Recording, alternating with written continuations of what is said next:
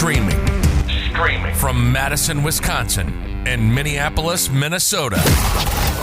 Straight to your personal devices. Available on all major platforms and YouTube. This is the Armchair Analysts podcast. And here are your hosts, Ace and Johnny. Another week, another episode. How's it going, Ace? I'm doing well, sir. How are you doing, Johnny? I'm doing amazing in the fact that I can claim victory over you twice in the last week. Damn it. I'm feeling really good, actually. Hey, thanks you so much for asking. You know, you're a good sport. It does make sense. You are a good sport. I appreciate that. It does make sense we lead with this because well, the worst part was the Twins lost on a walk-off to the Brewers opening day, and the Baylor Bears won the national championship on Monday. So yeah, well deserved, Johnny. Well deserved. He at least picked the national champion, at least, so there is some merit to that. We can get into that a little bit later, but I don't know. I feel like I had to start with that. Get me on a good positive note. Agreed. But and yeah, me feeling like I never want to do it again. But, well, don't worry. We'll bring it up a little bit later. But So last week, opening day, good times. Baseball's back. Good, very exciting. Yes, this sir. week, not too shabby either. You have College Basketball National Championship, which we got to watch a couple days ago. You got the Masters this weekend. It feels like a good time to be alive. Sports are back, so it's nice to be able to do a sports podcast when sports are actually happening. I will admit that is pretty freaking awesome. But quick rundown for this week's show. We got my Random Rant starting off. We'll just do a regional recap, just kind of cover everything that's been happening just in our area. Do a little chat about the national championship and announce our winner for our bracket challenge. And then tee off topic, it's going to be all golf. We're going to be very golf heavy from the middle down. So we'll talk about our favorite golf courses, and then we're going to cover, well, we're bringing it back from the dead. Ace's Quick Six. It's Masters Week, mofos. I know we didn't. Hey, do you remember last year we had a perfect soundbite because John Rahm literally it skimmed off the water. Oh no! I thought you were going to talk about his fart. I thought you were talking about his fart. That was way better. Way better. Koepka? Well, yeah. No, but remember John Rahm at this time last year skimmed it off the water on the par 3. Yeah. Like a ridiculous shot, and it went in the hole. So, yeah. This time we got a little... Is it bad that I thought of the fart first? Is it bad that I thought of the fart first? Hey, it is memorable. It's very memorable. Speaking of memorable, today I got my 5G microchip, so that will be the tee-off topic right there. Last Thursday. So, I mean, you're in healthcare, so of course you have to get yours ahead of time. But Random Rant, there's a lot of controversy. A lot of people are griping and being crabby about it. I mean, me personally, I've already had COVID. You've already had COVID. So it's not like a paramount importance that we get it. But at the same time, my main reasoning is, I mean, they would allow me back in office probably within the next few weeks and the rest of my company. But I don't want to wear a mask. I'm sorry. I'm selfish. I don't want to wear a mask. I don't want to have to work for, 8.5 hours a day sitting in a mask. That's not my thing. I did it for months and I don't want to do it again. So that's mainly the reason that I got it. I think the one caveat is you can still spread it though without Yeah, but the chances of me getting it correct. They're it's negligible now, right? So I would have to get it to transmit it mostly. And obviously places, at least especially in the Madison bubble, we're going to be wearing masks for probably at least another month at least, if not more. So we're getting there. It's like a step, right? We're moving. Are there some counties then that kind of, because of the governor's rule, and I probably don't want to get too deep, but there's some counties that are completely maskless? Just because there's a law in place doesn't mean that everyone's following it, if you catch my drift. Yeah. So, it's kind of like a speed limit, right? It's there, but not everyone's really adhering to it. So I mean, if you go even not even an hour north of Madison, I mean it's a lawless country, man. Like it's it's a whole nother world. But as far I don't know, I feel like in my circle, it wasn't a priority, but like it was literally my backyard, and they had like 20 appointment slots open. So I'm like, you know what, fine, I'll take a long lunch, I'll get it done. But I wasn't gonna take it away from someone that actually needs it. So. And I feel like now at this point, I mean, pretty much everyone that needs it has gotten it, all the priority people, the at-risk people, so. And shout out 3M and Medtronic, local companies here, but are doing a great job making masks and distributing vaccines, I believe. I was going to say, I it's not super relevant, but I guess since I'm talking about it, I think Wisconsin's like in top 5 for vaccine distribution. So, yeah, good nice job. Kudos. I mean, we our grocery stores are giving out vaccines now, so. Oh, wow. It's crazy. Yeah, Hy-Vee. But Jesus. All right. that's enough facts talk. Yeah. All right, we're no expert. No. Well, I mean, you're on healthcare, like I said, but all right. Regional Roundup. So there's like a lot of different storylines actually for a very busy week with prominent sports having major events. There's a lot of smaller, maybe not so small news cycle stories that kind of went through, and I think as far as Wisconsin's concerned, I think the biggest one is Barry Alvarez announcing his retirement this coming I think June 30th. Yeah. So over 3 decades, 30 years with Wisconsin as both head coach and athletic director, and I don't know, it's gonna be really weird not seeing them cut to him during a game or hearing one of his press conferences. Huh? Like, where do you start with him? He's had such an impact on the university. He was the football coach, I think, from like 99 until like mid 2000s, and he switched over to AD.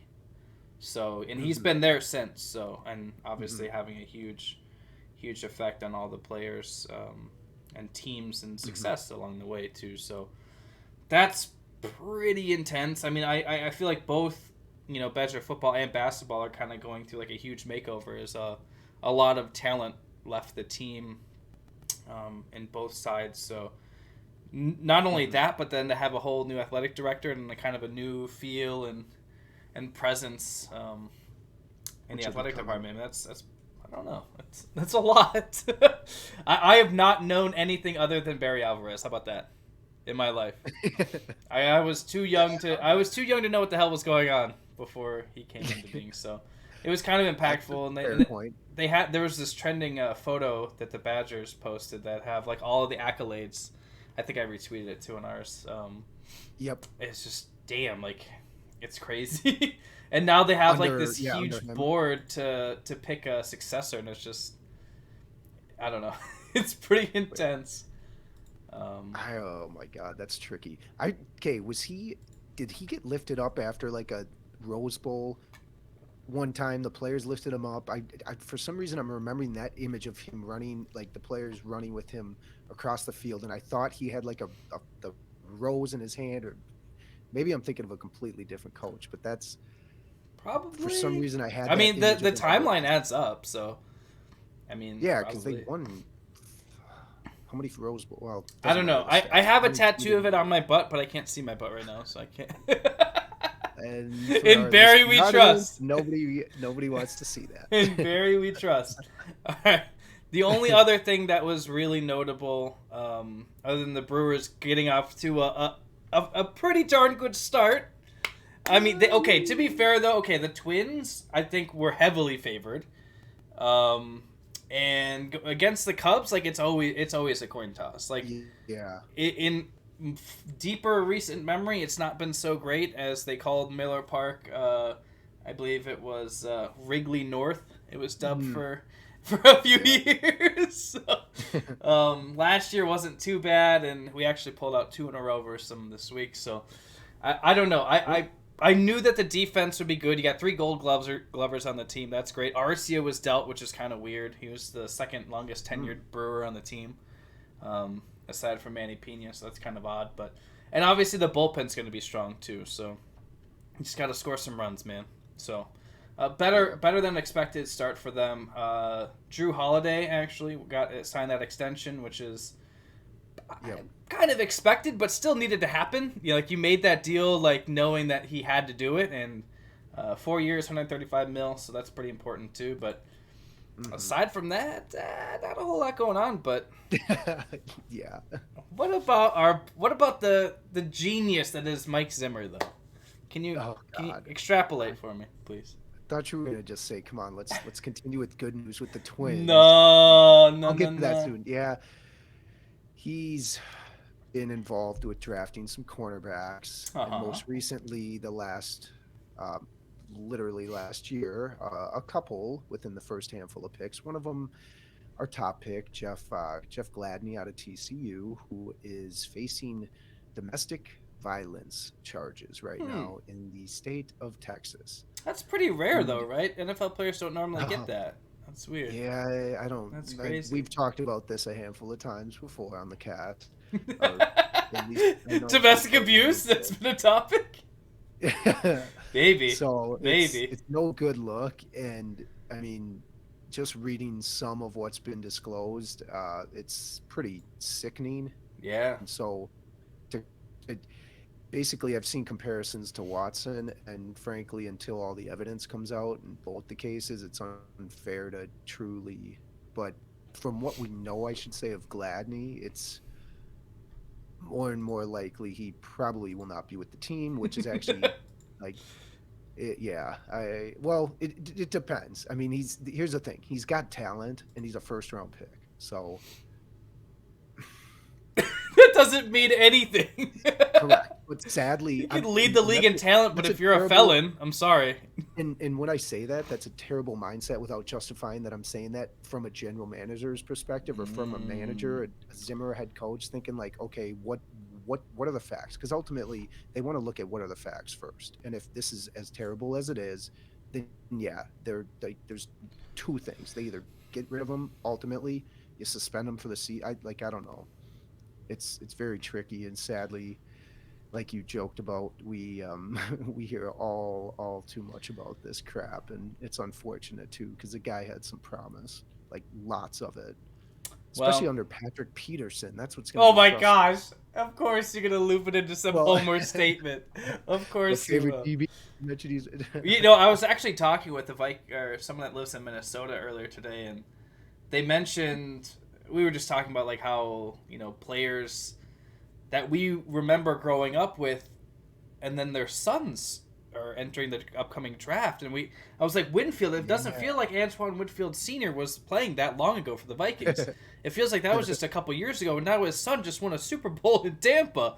And then I was thinking, that's probably the last time anyone was really worried about the Vikings secondary was when Winfield was back there. God. It feels like a bygone age, doesn't it? It feels like so long ago. Yeah, so I we'll have more coming about for our draft coverage we have in a few weeks here. But that I don't know how much that'll affect the draft, knowing that we signed Peterson. But at the end of the day, we'll talk more about that. I wanted to get to the Twins because they started off hot, going 4-2. Should have swept the Brewers. So nope. And we lost. Actually, we could be undefeated because we lost a heartbreaker to Detroit too. Oddly enough, so we started off well, but this happened last year too. So I'm not going to be as optimistic. I was going to say we can go to the archives and we can pull up. Oh, they're the hottest team in baseball. Blah, blah, blah, blah, blah, power rankings. Blah blah blah. Well, at the end of the day, it all matters about championships and playoffs, and we're 0-18. I repeat, 0-18 consecutive playoff games played. So, yeah, we get it. It comes down to our manager in clutch situations in the playoffs. If he's going to be throwing out, getting rid of pitchers left and right, and not trusting our freaking horses, I don't trust him making decisions. So. I'm gonna highly recommend that everyone watches the YouTube video because Ace's face has been stuck like this for probably about 2 minutes now. He's moving to his new house. He's gonna have good internet, but right now the audio's working, so I'm happy. Audio is yes. Oh my god! I just sent you a snap of it. It's gonna be hilarious. It's the At worst. least my hot takes. It's the At least worst my hot face. takes are just... I can't even look at it anymore. It's too much. It's too much. All right. So outside of that, there's, I mean, the Wild are turning it around, playing well, but I'm gonna, Come on, let's stick to actual news, huh? All right, before we get into the golf circle jerk, we'll talk a little bit about the national championship here. So, there we go. You're unfrozen. Look at you. All right, so I will admit, like, my general interest in NCAA basketball, probably after the Elite, like right around Elite 8 time, like it kind of dropped off, right? Because like the initial fun's over, you're not, watching it while you're working because it's at like a prime time slot. You've already had your bracket destroyed and you're already not gonna win, so it's like, who gives a rat's, So I will admit that, but I mean, I think there was remarkable storylines. I think for a couple teams that you really, obviously wasn't like a Sister Jean thing, Final Four kind of situation, but you had a lot of teams with a good amount of intrigue, enough reason to watch other than just straight basketball talent. Well, in UCLA, a number 11 seed coming out of the first four, by the way, first four into the yeah, I think, and that was actually the main one that I was alluding to. Okay. Also, just seeing Baylor just dominate a previously undefeated team, like literally from the tip off on. I obviously I picked them to win, but I don't know. I was even very surprised. I mean, how many times did you watch Baylor play this year, John? Like 2, 3 maybe. Yeah. Not even a full game. I did watch it because they had the 3-week COVID break, which I know I talked about a little bit on the show. But I mean, it's still that team just had too much talent. Like it just had too much talent, and it was very hard for top teams, especially top offensive teams, to really match up, just because their defense was just so smothering. And the fact that they had 6 players that had like consistent 3-point numbers. So like you can dedicate to shutting down one, and it doesn't matter because they're gonna have at least 3 3-shooters on the floor at all times. They had a very, very mature, like an NBA style team in a way, because you rely on the 3 ball. They had like a big bruiser. Who was the guy that had all those offensive rebounds? Number 11. Was it him? Yeah. He's built like a truck. He had 2 points the whole game, but he had like 11 boards and like 8 of them were offensive rebounds. He just had an amazing game, but like they had those kind of role players. More athletic. Meyer off the bench. I mean, he played amazing defensively, had a few clutch threes, and you know what? I'm just gonna say it from a Badgers fan standpoint. I'm okay with us losing the champs. I'm okay with it because the thing is, it's like we knew there was no way. There was no way. 17 on this. Dude, I had that. That was stashed in my backpack. I had that ready. Literally, as they were still playing, like when it kind of started setting in, like, okay, they're actually gonna win this. I'm like, we lost the champs. Okay, I can live with that. Hey, you know who else lost? Villanova. Nova Nation. R.I.P. Blake. Yep. But so if we're just taking it for what it was, I think it was cool just to have that tournament back. That game in particular, while not the most exciting, it was pretty unique to see a undefeated team just get absolutely just stomped. But it also gives a chance to run a nice little bracket challenge. So congratulations to Shelly, who embarrassed all of us, and congratulations to moi for absolutely obliterating Ace. In our personal head-to-head bracket, Ace picked Illinois to win. He scored 46 points. I picked Baylor to win and scored 99 points. So that's between the Brewer bet and this one, you're 0-2. We'll figure out that later. We got to get going on to golf right now, but I'm just gonna pat myself on the back. Beer chugging is Brewer Twin. Beer chugging's Brewers Twins. We know that. Yeah, there's gonna be something really hardcore for for the bracket loss, but we'll discuss that later. All right, favorite golf courses and the Masters. That's all you. You're the.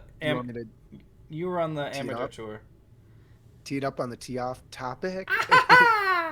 uh, where to start with? Okay, so favorite golf courses, plain and simple for me. I'll just start off by stating that I've played Giants Ridge before in Biwabic, Minnesota. We That's not took even a golf trip. word.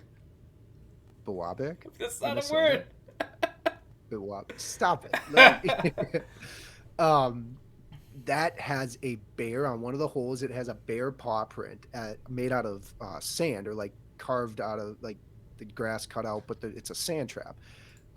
Phenomenal course. It's realistic too. So like obviously the bear sand trap is a part of it, but it's not like ridiculously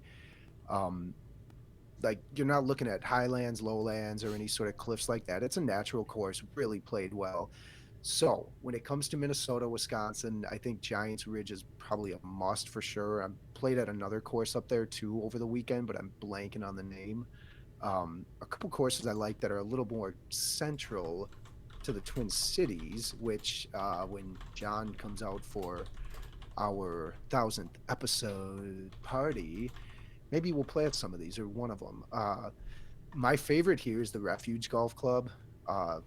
Northeast Twin Cities, I should say. That place was phenomenal. We went sort of at a rough time. It was late November last year, so the darkness kind of got to us playing a later round.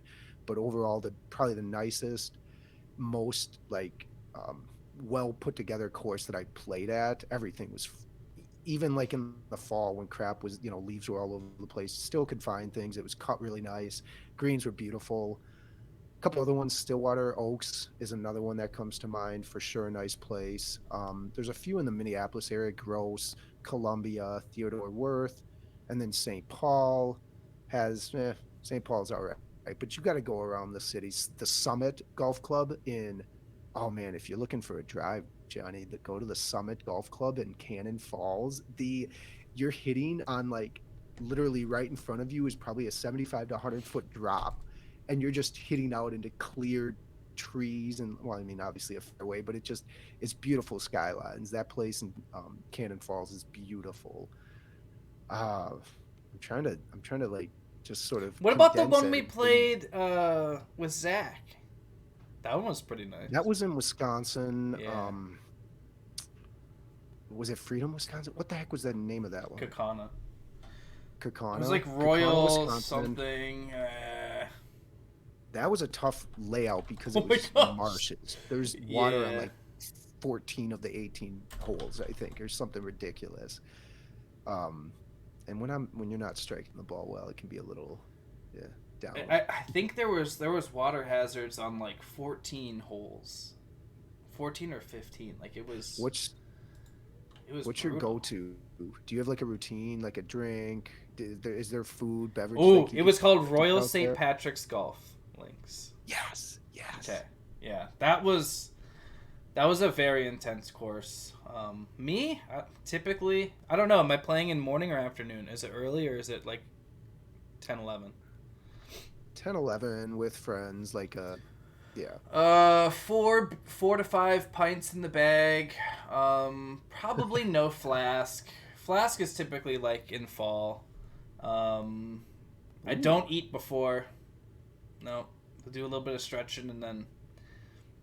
The thing is, it's like in the summer when it's like 80, 85, like you got to drink those beers quick. You got to drink those beers quick. So I probably drink one per hole in the first 3, and then as best as I can, because typically they'll just get warm. And then if you have a nice cart girl, like, and they have the same kind of beer that you have, it's like, oh yeah, I bought this, but I didn't drink it. Can I just swap it for a cold one? That's an old trick. Like you could do stuff like that. That is with COVID, it was kind of weird with like drinks. Like I brought a flask, and if you're not just gonna take nips, like you might just use it to make a cocktail. But they weren't really in the mood for giving out cups during COVID, so that might be something to look for coming in. But I'm gonna be less involved in like the dynamics of the course. I'm gonna be like, like how much is it? How much does it cost? How is the service?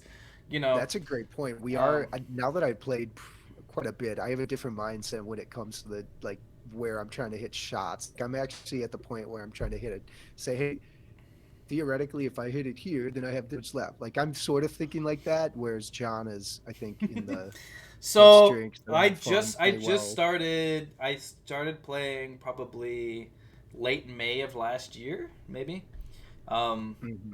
So it became pretty obsessive pretty quickly. Like I went with my future father-in-law and future brother-in-law just because I haven't even swung a club in probably like half a decade, but I played 9 holes. It was actually pretty fun, and literally like before I even like was heading home, I was already like on Facebook Marketplace like looking for clubs, like used clubs to buy and stuff.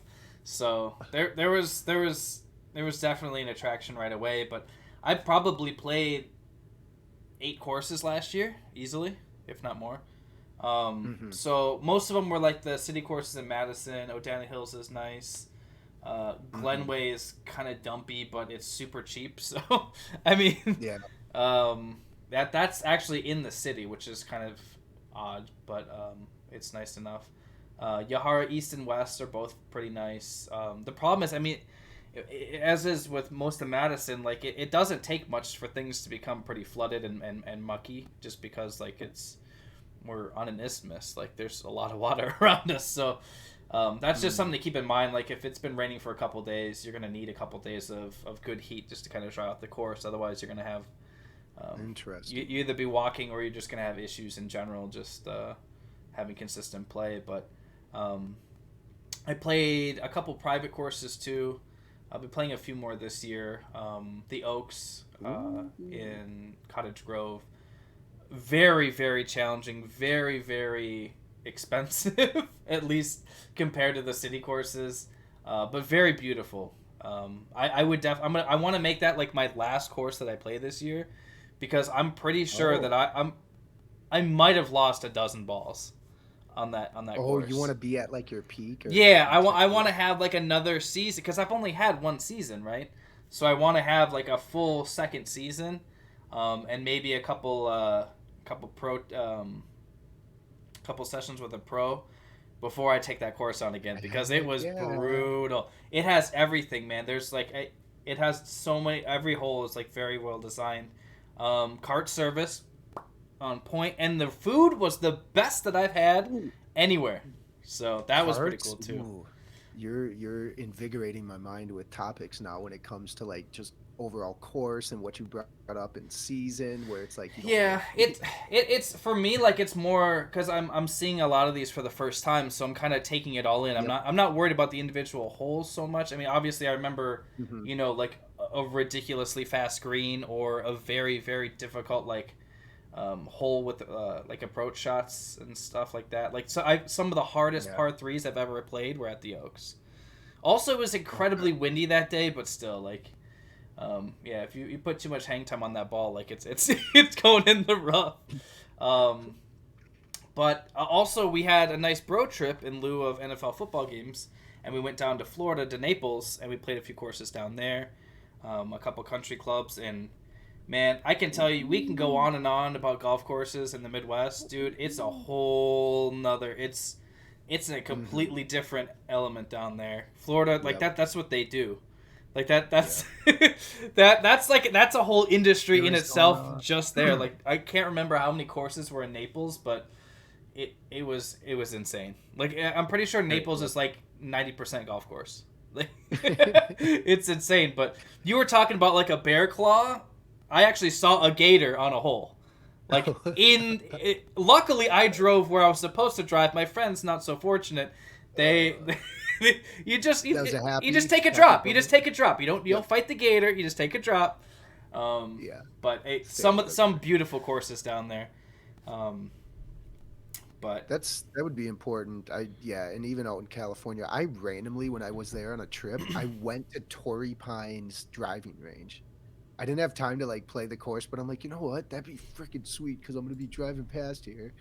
I sat at the driving range for like 45 minutes, so like cool, shout out, but never actually got to see or play. I mean, I saw parts of the course, but yeah. So I 100% agree. Get down to the south if you haven't, listeners, because that's going to be more prime. I'm gonna share this link with you, Ace. So this was one of the courses that I played.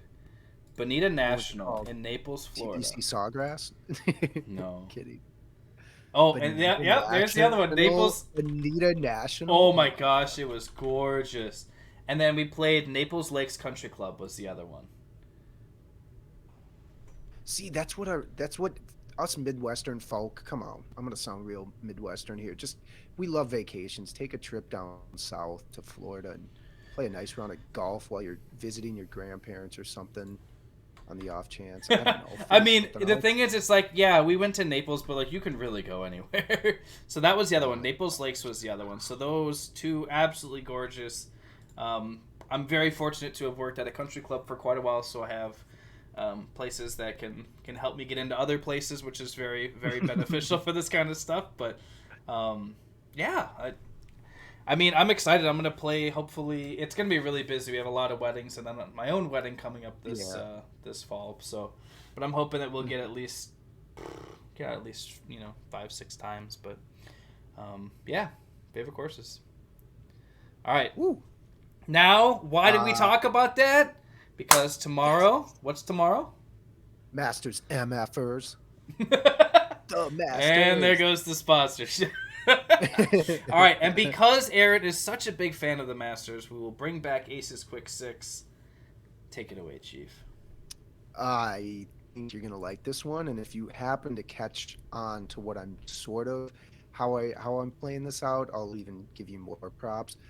So we're gonna go head to head again, like we used to with the Quick Six, on the Masters. It's gonna be an either or scenario. So I got a player versus a player. Not really, I guess.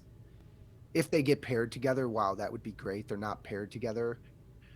So if it's a coincidence that they are, whoop-de-doo. The first one, a guy that was injured, so he won a tournament earlier this year, got injured, had surgery thereafter. He is now playing first coming back, his first tournament back, Brooks Koepka in the Masters, and I'll have you pick first, or Adam Scott. Which one would you like? And it's like total score at the end. Who is more likely to rip a fart on a drive? That's how I'm going to pick all of these. Adam Scott. He looks like he likes to eat heavy stuff. I think he might break wind. I'm excited. All right, a couple young studs. Justin Thomas or Victor Hovland?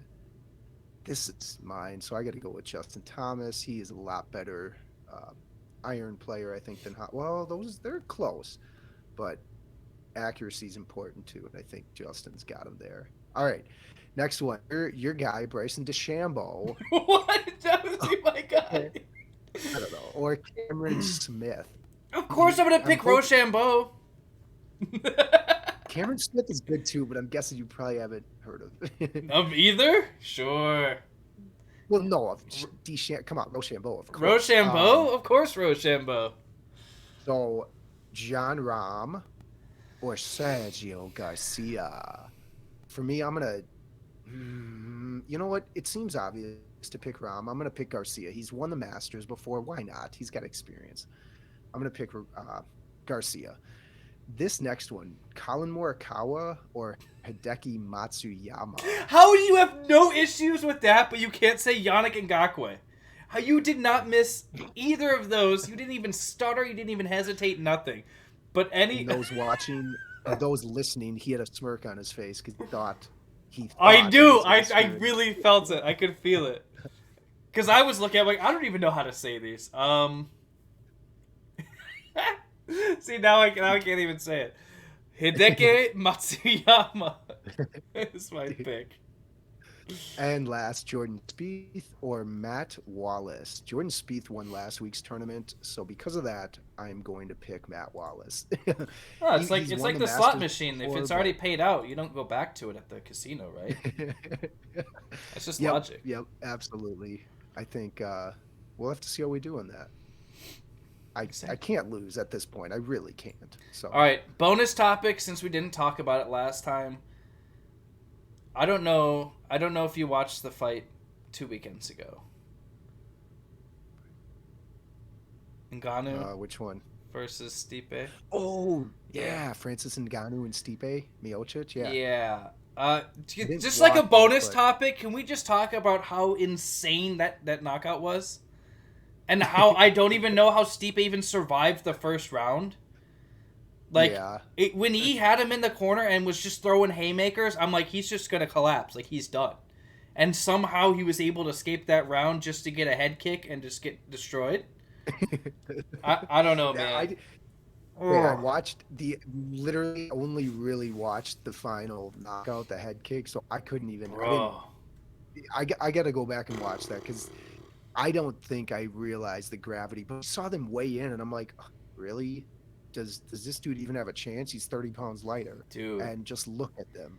But, like, everyone's going to make you think it's like, okay, it's not really about weight. Like, his reach isn't that much of a difference. Like, it's not... Weight, he's not going to be able to last... He's not going to be able to go the distance. It's like, when has a title fight gone the distance? Like, when's the last time a title fight's gone more than 3 rounds? Like, I don't know. I'm not even that big into UFC, but just the thought of Francis and Johnny. Big Bones. Yes. That's Just what I was the hoping you thought, were just gonna say the that. thought, Thank just you. the thought of those two going at it. It makes me fuck. Oh man, I'm ready. Like that. That just sounds so amazing. Like Yes, 100%. I think would that's make- a massive payday for both of them. well, and I think that's the thing holding it back. But that's just a random bonus topic. I was just excited about it. I didn't know if you had any opinion on it, but So real quick in Kahoot, like what's funny is Dana White just recently said he wants to sell his share too. So I wonder if that's going to delay. no, I think it would help negotiations if perhaps. anything. I think that would help if. Oh, anything. true. Yeah. Yep. Because they'll deal He with di- somebody else now. Yeah, I think it might help the situation, but another topic, yeah. another day. But I don't know. We didn't talk about it last week. I was just curious if you saw it, but good deal. All right, well, we'll see how the Masters pans out and how our head-to-head. Like, that's not even fair, dude. You know I don't watch golf. I'll watch. I'll it. play Yeah, Roy okay. McIlroy on the Xbox, but that's about it. Good deal. And Ace did allude to this before. We did get our 1,000th download, so maybe not the biggest milestone, but for something that we've just been doing just as a side hobby, it feels pretty validating to hit that benchmark. So, and now that we have a little bit more time to dedicate to everything, it feels good. It feels good. So thank you guys for listening. Really appreciate the support over the last year plus. It means quite a bit to myself and Mr. Ace. So. Thank you guys for listening. That's our show for this week. We will see you next time. I'm Johnny. That's Ace. And we are out. That's the show for this week. Check out Armchair Analyst on Twitter at AA Podcasts, on YouTube, or wherever you listen to your favorite shows. If this wasn't enough, be sure to check out armchairpodcast.com for more. See you next week.